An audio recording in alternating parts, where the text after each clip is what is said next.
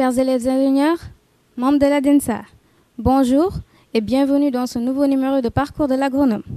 Aujourd'hui, c'est avec un grand plaisir et une fierté non dissimulée que nous accueillons un illustre alumni de l'ENSA.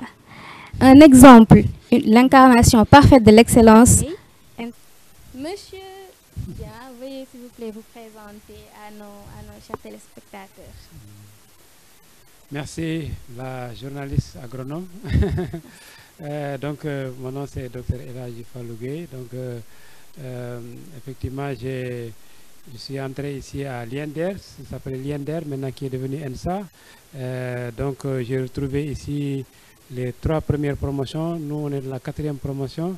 Donc, on était ensemble ici, 4e dans 84. J'ai eu le bac en 83, 84, je suis venu ici. Donc, je suis resté ici jusqu'en 90. C'est en 90 que j'ai eu mon diplôme d'ingénieur agronome et je me suis spécialisé en production animale. Et après, j'ai travaillé 1 an au ministère du Développement Rural comme livestock officer.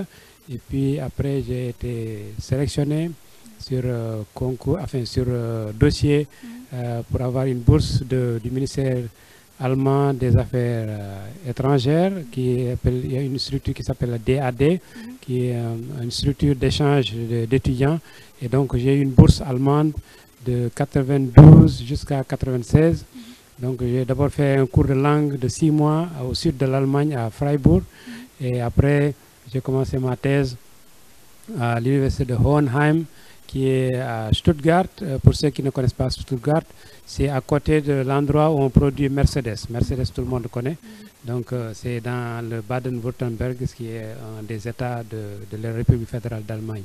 Donc, j'ai été dans cette université-là de 92 jusqu'à 96. Alors là, j'ai travaillé dans le département d'élevage dans cette université-là, où j'ai travaillé sur l'alimentation du poulet de chair, l'alimentation protéique du poulet de chair. Et donc, j'ai fait ma thèse là-dessus. Mais avant ça, j'ai fait de nombreuses publications. Et c'est de là où le virus de l'élevage avicole, l'aviculture, m'est entré. Parce que quand j'étais ici à l'INDER, j'ai travaillé sur l'alimentation du mouton. Mais après, j'ai viré vers les volailles. Et donc, j'ai travaillé sur l'alimentation du volaille. Et depuis lors, je continue de travailler là-dessus.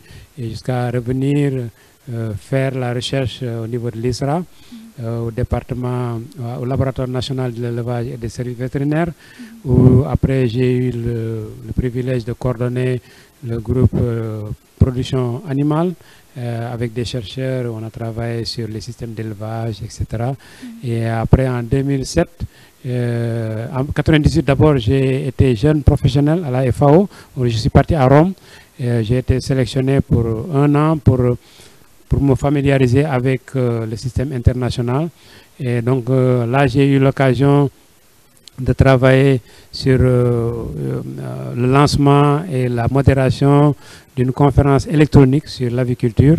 Et après, je suis revenu au Sénégal et après, j'ai eu un poste au Mali comme Safe Animal Production Coordinator à l'ECTAD, qui est le centre d'urgence pour les maladies animales transfrontalières, qui est une structure qui a été créée par la FAO, l'OIE, qui est l'Organisation mondiale de la santé animale, et l'UABIRA, qui est l'Union africaine, le Bureau Union africaine de ressources animales. Donc, il y avait une équipe pluridisciplinaire et moi, je m'occupais des questions de sécurité, de biosécurité, etc., système d'élevage. Et donc, ça, je l'ai fait de 2007 jusqu'en 2011. J'ai quitté le Mali, ensuite je suis revenu brièvement au Sénégal, après je suis retourné à Rome en tant que Animal Production Officer. J'étais en charge des projets d'urgence où j'ai fait des réhabilitations dans les zones qui ont connu des catastrophes et je les ai aidés à un peu rebâtir leurs moyens d'existence, souvent par les élevages avicoles, mais également le petit élevage. Et donc là, je l'ai fait 1 an ou 2 ans et après je suis revenu au Sénégal. De nouveau, je suis reparti à Djibouti, en Afrique de l'Est, où j'ai commencé à travailler depuis 2013, toujours à la FAO, en tant que spécialiste de l'élevage et puis différents domaines de résilience, etc., au bureau de la FAO à Djibouti, qui est aussi un bureau qui couvre aussi les pays de l'IGAD, qui est la communauté économique des États de l'Afrique de l'Est, qui est l'équivalent de la CEDEAO là-bas. Donc, j'étais là-bas jusqu'à dernièrement en mai, et là, après, je suis là au Sénégal pour repartir ailleurs, mais je ne dirai pas où. Voilà, c'est ça mon parcours. D'accord, on va garder ça secret, le lieu. Alors, comme vous le voyez, notre honorable ancien de la 4e promotion spécialisée en production animale, Monsieur El Hadj Fallou Gueye, qui a un parcours professionnel, un CV très riche et qui ne court vraiment pas les rues. Et je pense que c'est une inspiration pour tous les ENSAiens. Alors, en tant qu'alumni de l'ENSA, que pouvez-vous nous dire en fait sur la vie professionnelle, la vie pédagogique et sociale en fait de l'ENSA que vous avez connue? L'ENSA, j'ai connu des moments très agréables, mais puisqu'on était un petit groupe, on était un peu turbulent aussi. Donc en ce moment-là, l'INDER ou l'ENSA était en train d'être mise en place. Nous sommes les premières promotions et donc nous sommes les cobayes pratiquement. Mais on était des cobayes qui étaient très bruyants. On faisait beaucoup des agitations. Mais malgré tout, on était de bons élèves quand même, on était de bons étudiants, parce qu'on était sélectionnés sur concours. Donc on était 10. Nous, on était 10 concours direct. Après, il y a des gens qui étaient venus de Bambey, etc., qui sont venus nous joindre. Donc je me rappelle, notre promotion, il faisait à peu près 10, et puis après 8, c'est 18 promotions. On a acheminé. Pendant cette période-là, la plupart des profs étaient des Français. Enfin, il y avait très peu de Sénégalais. Il y avait de mémoire, il y avait Moussa Badji, qui était notre prof d'hydrologie. Il y avait Jean-Marie Leite Diop, qui est notre prof d'agronomie. Il y avait Salim Ndiaye, qui venait de commencer. En ce moment-là, le professeur Dien était en année de thèse. Et donc, c'était la plupart, c'était des expatriés. Nous, après, moi, je me suis spécialisé en production animale, qui était en ce moment-là entre les mains des Belges qui étaient affiliés à Jean Blou. Donc on recevait les mêmes cours que Jean Blou. Et donc on avait des profs qui intervenaient, qui nous donnaient les fascicules, qui nous donnaient le cours, après qui partaient à Jean Blou et qui laissaient les épreuves pour les examens. Après, il y avait le service pédagogique qui organisait les examens. On faisait les examens. Après, on envoyait les copies. En ce moment-là, il n'y avait pas Internet. On envoyait ça par avion. Il n'y avait pas Internet. Il n'y avait pas tous ces outils modernes-là. Et donc, après, on recevait nos notes. Et puis après, on passait. Donc, jusqu'à ce qu'on termine à la fin de la dernière année. Pour faire la mémoire, moi j'étais au département production animale. On était avec 2 autres collègues. Il y avait Pierre Diouf, il y avait Mambandillah, malheureusement, qui nous a quittés. La plupart des gens avaient fait économie. Il y a certains qui ont fait génie rural, comme Maguedouad, qui est maintenant prof ici. Et donc, c'était un groupe très intéressant, très dynamique, très agité quelquefois. Donc, je me rappelle quand on faisait notre mémoire, il n'y avait pas d'ordinateur. On avait des secrétaires, on écrivait tout à la main, on leur donnait les feuilles. Après, ils tapaient, ils nous donnaient. Et dans ce moment-là, quand tu faisais une erreur de frappe, il faut reprendre la feuille ou bien il faut mettre blanco. C'est après que l'Internet est venu. Donc vraiment, on a passé d'agréables moments avec des profs qui nous ont beaucoup fatigués, hein, mais qui nous ont beaucoup enseigné également. On a des profs de chimie qui étaient en français, prof de botanique, prof de physique, chimie. Et donc là, comme je disais, la plupart c'était des Français. Après, on a des Canadiens qui sont venus nous enseigner le machinisme, etc. Donc c'était vraiment intéressant puisque c'était une nouvelle institution. On s'est bagarré, mais juste pour que les conditions soient réunies pour avoir une bonne formation. Et après, on s'est rendu compte qu'effectivement, on a une très bonne formation. Et après, quand on a eu nos diplômes sortis, là, ceux qui ont continué les études, là, ils ont passé des concours et ils ont toujours réussi brillamment. Il y en a beaucoup qui ont fait leur thèse après. Il y en a qui ont fait à Montpellier, moi j'ai fait en Allemagne, il y a d'autres qui ont fait en Écosse, etc. Et ceux qui ont aussi, qui sont entrés dans la production, après, ils sont devenus aussi des personnalités, hein. Par exemple le directeur de l'agriculture, après qui était un promotionnaire, Mamadou Diallo. On a d'autres collègues qui sont devenus directeurs, comme Youssou Badji, qui est devenu directeur de Sodagri. Maintenant, il gère un programme de développement de la Casamance, etc. On a Samba Kanté, qui est devenu maire, donc qui est machiniste agricole. On a Serigne Gueye Diop, qui est conseiller du président de la République pour les questions d'agriculture, donc qui était un promotionnaire. Et donc il y a Lamine Gueye qui a fait agro-industrie, mais qui est passé aux microfinances. Donc on avait un groupe qui était un peu, qui respectait beaucoup, mais qui était bien. Donc après quelques années, on a eu notre première femme qui est venue, qui est Ndeye Koura Mbaye, qui est la première qui a fait, je pense qu'il a fait même production animale, mais après il est entré dans le domaine de suivi évaluation. Donc après on a eu Huguette, Aho, et après c'est en ce moment-là que d'autres femmes sont venues. Mais au début, c'était que des hommes. Et la première fois, quand c'est Ndeye Koura qui était la première, après il y a Huguette, après il y a d'autres qui sont arrivés. Et là, je me réjouis qu'il y ait plus d'hommes, parce que souvent on dit que l'agronomie, c'est le métier des hommes, mais les femmes aussi ont été très bien. Et la preuve, ils ont réussi et maintenant, ils commencent à exceller dans leur domaine respectif. Et c'est comme ça que j'ai rencontré de temps en temps certains qui étaient ici, que j'ai rencontrés, comme Christiane, qui est une Tchadienne, que j'ai retrouvée avec plaisir une fois à l'aéroport de Addis Abeba, donc qui m'a reconnu, et donc on a beaucoup sympathisé. Donc c'était de bons moments, très agréables, très agités mais très agréables, et c'est avec beaucoup de nostalgie et d'émotion que je reviens ici. Alors, nous pouvons retenir de vous dire que l'ENSA n'a pas perdu en fait de son naissance de 1980 à nos jours, parce qu'il s'agit toujours d'excellence, de performance pédagogique, tout dans la bonne humeur, l'entente et la cohésion sociale. Donc, c'est vraiment un plaisir qu'on puisse conserver cela pendant plus de 40 ans. On avait aussi les premiers étrangers qui étaient venus. Il y avait des Congolais, qui sont devenus même des personnalités dans leurs pays respectifs. Hein. On avait des Congolais, on avait vers la fin des Marocains qui étaient venus, qui faisaient leur stage de fin d'études quelquefois, qui faisaient leur spécialisation ici. Et donc on avait des Tchadiens, on avait des Maliens, etc. Donc je me réjouis de voir que la vocation internationale aussi de l'école c'est beaucoup amélioré. Effectivement. Voilà.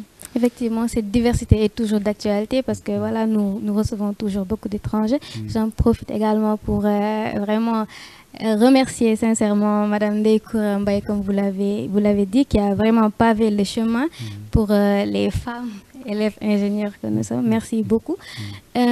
Alors, comment en fait l'ENSA a influencé votre cheminement, votre vie professionnelle dans de grandes structures comme la FAO ou bien la WPSA?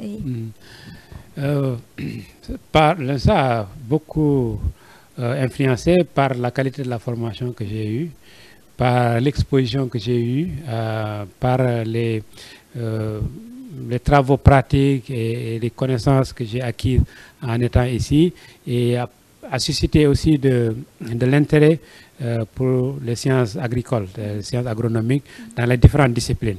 Donc l'ENSA a réussi à me sensibiliser davantage que le premier besoin de l'être humain, c'est la nourriture, et on ne peut pas faire la nourriture autre que en pratiquant l'agronomie, que ce soit les productions végétales, que ce soit la production animale. Et même avec l'agriculture, on avait des spécialités en aquaculture, on avait des collègues qui sont spécialisés. Et même les autres disciplines comme l'économie, le génie rural, tout ça là, la vocation c'est de servir les êtres humains, le monde rural, de permettre à ce que le monde rural puisse produire et vraiment nourrir les humains, la population. Donc ce cheminement, le fait de côtoyer beaucoup d'enseignants dans le domaine, le fait de bouger, d'aller dans les différentes structures au Sénégal, et pour certains, la dernière année, ils ont sont partis dans d'autres pays pour faire des stages et puis collecter des informations pour faire les mémoires nous a beaucoup ouvert les yeux. Et le fait qu'on recevait le même cours que, par exemple, l'université de Jamblou a fait que j'ai su qu'on peut faire l'élevage, pour ce qui me concerne, différemment. Et que les règles, les bases fondamentales scientifiques de base sont les mêmes. C'est seulement le contexte où on l'applique qui change. Et donc, si on a une bonne pratique, les bonnes théories pour les sciences agronomiques, on peut, même si on vous envoie au pôle Nord, vous pouvez savoir comment vous pratiquez l'agriculture là-bas. Et donc ça m'a beaucoup influencé, qui fait que, bon, après, et il vous donne aussi la possibilité de faire des choix par rapport à ce que vous voulez, ce qui vous intéresse, etc. Et donc, j'ai continué dans ce cadre-là. Et donc, ça m'a vraiment beaucoup impacté pour le futur.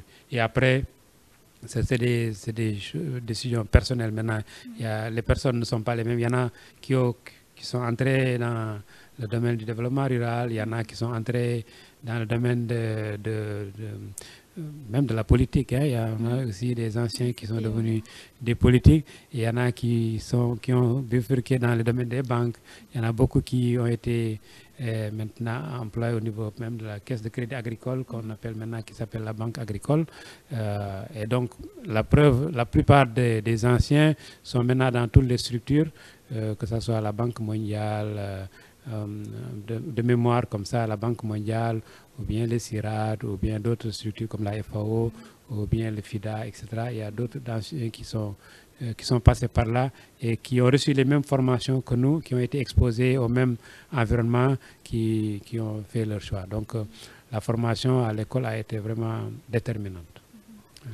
Alors, chers élèves ingénieurs, j'espère qu'à travers ces propos, nous serons encore plus motivés en fait, de nous donner corps et âme à cette formation pour espérer avoir ne serait-ce qu'une partie d'un parcours aussi riche que le vôtre.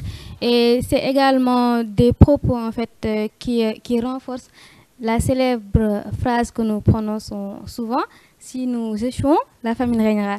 Donc je pense que c'est très clair et cela va nous encourager à encore plus aimer notre école, car il nous prépare en fait à affronter d'autres réalités, d'autres cultures à travers le pays, le continent et le monde de manière générale. Alors, en tant que personne qui a eu une expérience aussi riche avec les FAO, les WPSA et les expériences de volontariat, je pense que vous êtes très bien placé pour nous parler d'insertion professionnelle. Alors j'aimerais que vous nous donniez des conseils par rapport à l'insertion professionnelle des jeunes ingénieurs de manière générale et voilà, des jeunes dans tous les domaines. Le premier conseil que je donne, et que je donne toujours, même quand j'intervenais ici, que ce soit ici ou bien dans les autres structures académiques, je conseille toujours aux jeunes ingénieurs de choisir des spécialisations pour qui les intéressent et qu'ils aiment. Et de ne pas mettre en avant est-ce qu'il y a des débouchés, est-ce qu'il y a, ça gagne de l'argent, etc. Il ne faut pas privilégier ça. Il faut choisir une spécialité que la personne aime. Parce que si vous choisissez une spécialité que vous aimez, vous faites beaucoup de choses de manière bénévole, mais vous ne faites pas ça de manière pour gagner de l'argent. Quelquefois même, il vous amène même de prendre de votre poche pour financer. Et pourquoi? Parce que sans cet amour-là pour une discipline ou bien une spécialisation, vous ne pouvez pas exceller. Et vous ne pouvez pas avoir des compétences. Et vous ne pouvez pas avoir de l'expérience, de l'expertise. L'expertise ne s'acquiert pas à l'université. L'université vous donne une présomption d'expertise. Il vous donne un diplôme parce que vous avez travaillé sur un thème. On vous donne, voilà, vous êtes qualifié intellectuellement pour faire ça. Mais vous n'êtes pas encore expert. Pour faire l'expertise, il faut faire plus que ce qu'on vous demande pour les études. Il faut le faire sans se soucier est-ce que je vais gagner de l'argent ou non. Il faut le faire parce qu'on l'aime. Parce que quand on le fait parce qu'on l'aime, on ne perçoit pas ça comme un travail, mais on perçoit ça comme un hobby. Voilà, donc il y a beaucoup de choses que j'ai fait et pour lesquels on ne m'a pas aidé, on ne m'a pas payé. Je les fais bénévolement et c'est des choses qui me coûtent du temps et quelquefois même je paye de ma poche pour faire ça. Le fait d'évaluer des articles, par exemple, le fait que tu sois reconnu par la communauté scientifique pour dire voilà, telle personne est qualifiée pour évaluer un article, est-ce que ça a été bien rédigé, est-ce que la méthodologie a été correcte, etc. Ça, c'est déjà une consécration. Mais avant ça, il faut faire ses preuves, montrer qu'on comprend plus que ce qu'on vous a enseigné. Votre diplôme a été un prétexte, mais vous connaissez plus que ce que le diplôme vous a conféré. Et quelquefois même, vous avez payé de votre poche pour acquérir ça. Je donne juste un exemple. Moi, quand je suis sorti, quand j'ai fini ma thèse, quand je suis rentré, moi, je me suis dit, il faut que je fasse quelque chose. Donc, je prenais ma voiture en ce moment-là, puisque je sortais de l'Allemagne, je revenais de l'Allemagne, j'avais fait quelques économies, j'avais déjà une voiture et tout ça, et j'avais fait quelques économies. J'ai mis du carburant dans ma voiture, je vais visiter les villages, et j'ai collecté des données sur les systèmes d'élevage. Et ça, bénévolement. Et donc, quand je suis revenu, j'ai écrit un article qui a été publié, et j'avoue que c'est l'article le plus cité actuellement quand on me cite. Et c'est un article que j'ai publié en 1998. En ce moment-là, j'étais entre la direction de l'élevage et je n'étais pas encore allé à l'ISRA. Donc, c'est un article que j'ai financé. Et donc, de manière bénévole. Et donc, parce que j'aimais ça, parce que j'aime ça, et je le fais, ce n'est pas du travail, je peux le faire sans manger, sans dormir, etc. Mais je ne le vois pas comme du travail. Et c'est pourquoi, quand j'ai fait ça et que c'était publié, et puis j'ai fait d'autres articles qui sont moins bien cités. Donc j'ai été membre d'un réseau de gens qui se spécialisent dans l'aviculture, l'élevage avicole. Et donc c'est par le biais de cet réseau-là que j'ai presque visité tous les continents. Donc j'ai été d'abord en Asie, j'ai fait le Bangladesh, parce qu'ils ont un modèle de système avicole intéressant. J'ai fait presque tous les pays africains, je l'ai fait.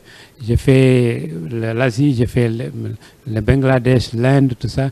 J'ai même fait l'Australie pour participer à un congrès. J'ai fait l'Amérique latine, la Bolivie, la Cuba. J'ai fait l'Amérique du Nord, j'ai fait les États-Unis, j'ai fait le Canada. J'ai fait l'Europe, en dehors de l'Allemagne où j'étais. J'ai participé à un premier congrès à Amsterdam, après je suis parti à Saragosse, en Espagne, etc. Tout ça, c'était pour faire des communications sur l'aviculture. La première fois, je suis venu en Afrique, c'était en Éthiopie, c'était en 1995, je venais de l'Allemagne. Et c'était aussi participer à une conférence africaine. Donc, c'est juste pour dire que les premiers investissements, on le fait parce qu'on aime ça. Et on ne le fait pas pour gagner de l'argent. Évidemment, après, si on veut identifier quelqu'un qui travaille sur ça, on ne pense qu'à ça. Parce que même quand ils font le Google, là, ils vont trouver un seul nom, ou bien deux noms, et après ils vont choisir. Et donc, si je peux faire un conseil aux jeunes, c'est de privilégier les domaines qui les intéressent. Et les domaines où ils sont forts. En général, le domaine où ils sont forts, c'est ça qui les intéresse. Et ils persévérer dedans et ne pas se focaliser dans un premier temps sur est-ce que je peux avoir un créneau, est-ce que je peux avoir de l'emploi, est-ce que je vais gagner de l'argent. Et quand on excelle dedans, l'argent va venir. On ne va pas être très riche, mais on ne va pas être pauvre. On va avoir ce qu'il faut pour s'occuper de soi, de sa famille, et de son petit confort. Mais on ne va pas être riche. On ne fait pas les sciences, on ne fait pas l'agronomie pour être riche. Si on veut être riche, on fait autre chose. On peut peut-être être un industriel, un aviculteur moderne, là où ça ne demande pas beaucoup de connaissances. On investit juste beaucoup et puis on emploie des gens qui vous travaillent pour vous. Mais si on veut vivre décemment, de manière honnête et aime ce qu'on fait, on choisit de se spécialiser dans un domaine. Ça peut être en agronomie, il y a tellement de spécialisations.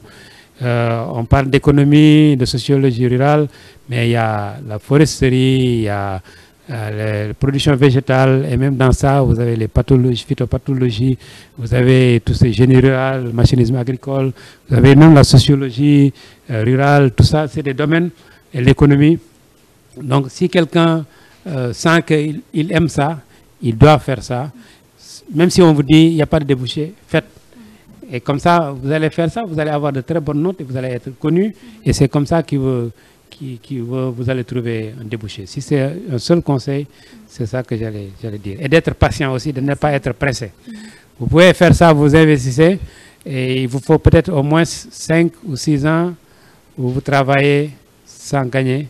Et après, quand vous commencez à gagner, vous pouvez vous suffire convenablement. Je me rappelle, moi, quand j'étais chercheur, j'avais un poste fixe, mais quelquefois, je faisais de la consultance.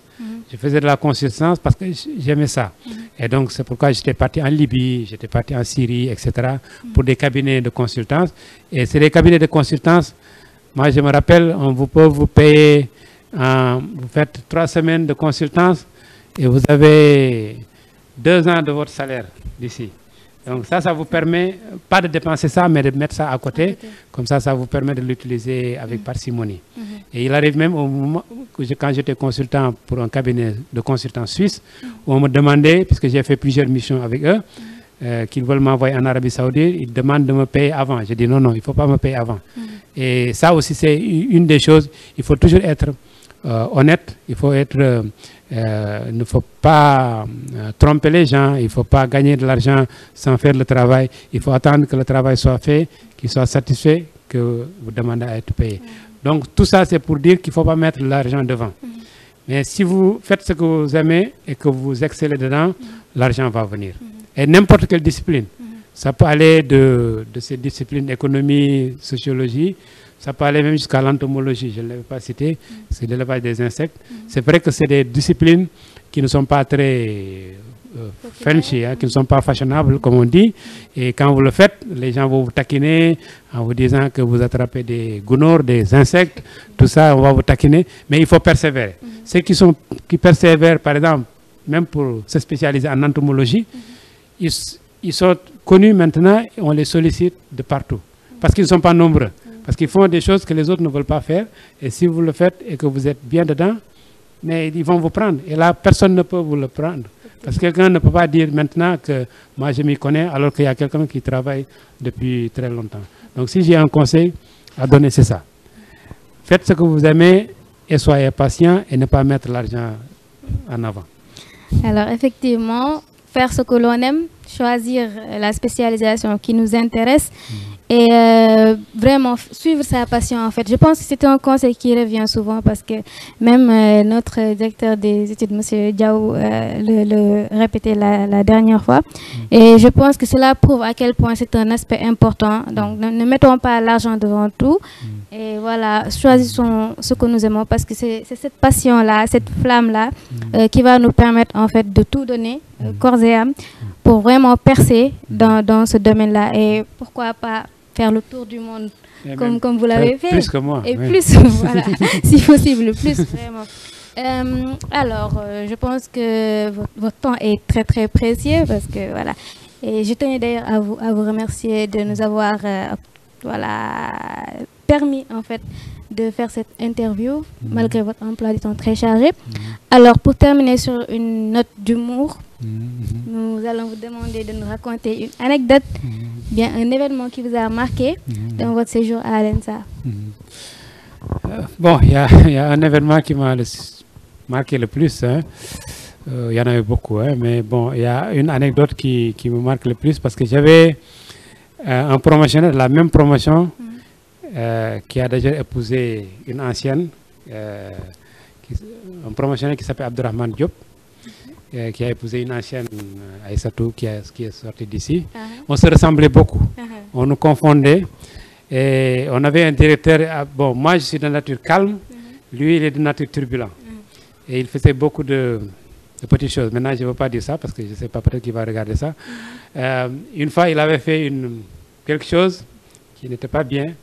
Et on a demandé au chauffeur qui était là, Badji, il y avait un chauffeur qui était là, qui s'appelle Badji, le directeur, qui était Moussafa, lui a dit, il y a quelqu'un qui a fait ça là, et Badji, il faut me dire ça, sinon je te renvoie. Après il a dit, c'est moi, il a donné mon nom. Moi je savais que ce n'était pas moi, mais c'était l'autre. Mais puisque je ne voulais pas le dénoncer, donc j'ai j'ai reçu pratiquement la sanction. Mais après, on a dit au directeur, non, en fait, ce n'était pas lui, parce que lui, il ne sort pas, etc. Il est très calme. Et moi, je ne voulais pas, parce qu'on avait un sens de promotion, de solidarité, de sorte que, même si je sais que c'était l'autre, je ne voulais pas dire au directeur, ce n'était pas moi, c'était l'autre.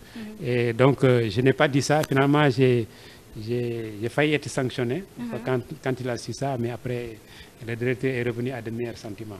Ça, c'est une anecdote qui m'a beaucoup frappé. Et par hasard, à Dakar, on habite presque, on est des voisins. On se voit tout le temps. C'est avec la personne avec laquelle j'ai des relations soutenues depuis toujours. Une autre anecdote aussi, c'était, on avait un Mauritanien qui est la première promotion, je ne sais pas, peut-être que vous le connaissez, Fauzi, qui était, maintenant, il est à l'OMVS maintenant.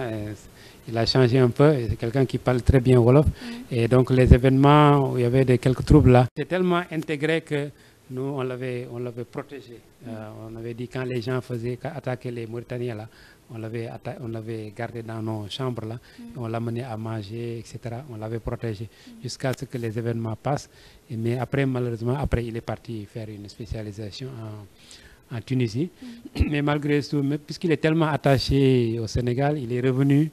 Bon, d'abord, il a travaillé en Mauritanie, mais après, il est revenu, il travaille à l'OMVS vers Colobane, là-bas.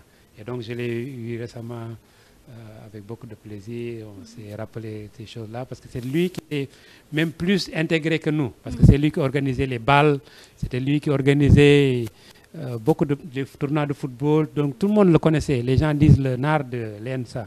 Donc, tout le monde le connaissait. Et puis, il parlait Wolof même mieux que nous. Donc, c'était des anecdotes vraiment très agréables. Et puis, on jouait au football aussi avec les gens de Pekouk, et de Pekouk Sérère. Là. Et en ce moment-là, c'est là où j'ai découvert que, en fait, la langue Sérère, il y a beaucoup de variantes. Parce que nous, avant, on pensait que le Sérère, c'est le Sérère Sine. Et donc, on faisait des tournois. Et quelquefois, notre promotion, on avait des Sérères, mais des Sine, qui sont de Kaolack et autres là. Et une fois, on était équipe et puis on jouait contre les gens du village là. Et quand il parlait, j'avais l'impression qu'il parlait alpulaar. Après, on dit à nos promotionnaires là, qui étaient sérères, on dit, mais il faut nous dire leur plan là, et qu'est-ce qu'ils veulent faire pour nous battre là. Il dit, nos amis sérères, nos promotionnaires sérères, il dit, moi je ne comprends rien de ce qu'ils disent, hein, parce que c'est un autre type de sérère. C'est en ce moment-là que j'ai su qu'en fait, il y a 3 types de sérères et qu'on retrouve ici. C'est une richesse à Thiès. Et ce qui est extraordinaire, c'est que le sérère qui est parlé vers la sortie, là, ici, est différent du sérère qui est parlé vers la sortie vers Dakar, et différent du sérère qui est parlé vers la sortie pour aller vers Tivaouane. Donc c'est vraiment, Thiès est un carrefour où on retrouve toutes les communautés. Et c'est là où je l'ai su. Si je n'étais pas venu ici, je penserais que les sérères, c'est tous les sérères de Sine. C'est comme ça que je l'ai découvert. Ça, c'est quelques anecdotes que j'ai vécues ici. Il y en a beaucoup d'autres, hein, mais bon. Alors, voilà, les anecdotes sur l'ENSA ne finissent jamais. Voilà, c'est pareil pour tous les qui sont passés ici. Alors, vous avez vraiment insisté sur la solidarité ENSA. Et je pense que c'est une valeur intemporelle parce que jusqu'à présent, c'est cultivé et c'est conservé. Donc, je pense que nous pouvons être fiers, en fait, de ce patrimoine-là. Nous vous remercions vraiment de nous avoir accordé un peu de votre temps ultra apprécié. Merci. Et avant de fermer, en fait, je vais vous demander, voilà, de dire vos mots de la fin. Voilà, que voulez-vous dire, en fait, tout ce que vous voulez. Bon, tout ce que je peux dire, c'est toujours avec de l'émotion, hein, que je reviens ici, et je pense que je le ferai régulièrement parce que ça me replonge, ça me rajeunit un peu, ça me replonge dans le passé. Et donc j'ai toujours aimé mon passage ici. Et donc, et de là, on a créé aussi des réseaux de solidarité. Il y a des personnes avec lesquelles, qui étaient des promotionnaires, et avec lesquels on a même des relations autres que professionnelles. Hein. Par exemple, je parlais d'Abdourahmane, on habite dans le même quartier. Et moi, là, pourquoi j'ai eu ma maison à Anne-Marie, c'est lui, quand il y avait une opération, qui m'a dit, mais écoute, il y a des terrains qu'on vend, il faut faire le nécessaire. Et donc, lui, il a acheté et il m'a conseillé d'acheter, donc j'ai acheté. Donc, c'est cette solidarité qui continue. Et c'est après que j'ai connu son épouse, nos enfants se connaissent, etc. Et donc, il y a un autre aussi qui s'appelle Youssouf Badji, qui est aussi un promotionnaire qui s'occupe d'une agence là pour le développement de la Casamance là, développement de la Casamance. Donc on garde des relations intactes. Donc il y a d'autres avec lesquels on collabore, on échange, comme Maguette, on garde le contact. Donc c'est vraiment, ça crée une solidarité. Le fait que vous avez vécu des choses agréables, c'est souvent agréable, même si c'est des épreuves quelquefois, ça vous soude. Et ça fait que même si les uns font une discipline, l'autre font d'autres disciplines, après, on se retrouve toujours en commun. Notre promotion, il y avait beaucoup qui avaient fait foresterie, Diallo, ou bien Kidjara, Malan Kidjara, tout ça. Il y a beaucoup qui ont fait Cheikh Daouda Diallo, il y a beaucoup qui ont fait foresterie. En ce moment-là, parce que la foresterie était à la vogue, en vogue, et donc il y avait beaucoup de débouchés. Donc ça, c'est des bons souvenirs qui me restent et que voilà, je voulais partager avec vous. Sinon, je vous encourage et je vous encourage à faire de donner de vous-même et puis de faire le choix, comme je dis, et puis de vous investir et puis de faire ce que vous aimez et puis ça ira, Inch'Allah. Okay. Alors, encore une fois, merci beaucoup pour votre disponibilité. Et j'allais oublier, nous allons devoir inviter M. Diop pour qu'il nous raconte plus en détail ce qui s'était passé. Alors, chers téléspectateurs, notre émission tire à sa fin et nous vous remercions vraiment de nous suivre. J'en profite également pour remercier l'ensemble des élèves ingénieurs et les membres de l'ADENSA qui ne cessent de nous encourager et de nous motiver en fait pour poursuivre nos activités et de vous proposer plus de contenu de qualité et de faire valoir, de faire briller notre très chère mère Ensa.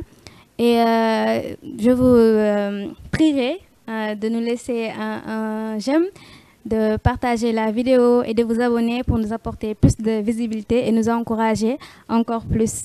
Merci beaucoup. Rendez-vous pour le prochain numéro de Parcours d'Agronome. D'ici là, portez-vous bien.